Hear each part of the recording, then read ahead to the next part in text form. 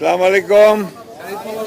ঈদ মোবারক। আবার সকালে একবার দিয়েছি, আবার ঈদ মোবারক।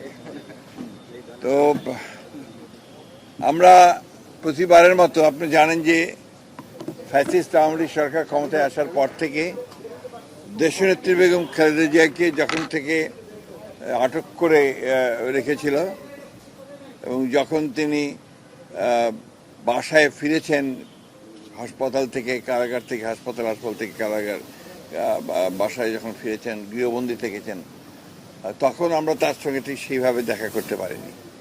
পরবর্তীকালে যখন তিনি মুক্ত হয়েছেন তখন আমরা তার সঙ্গে এই ঈদের দিনে আমরা তার সঙ্গে সৌজন্য সাক্ষাৎ করতে আসি।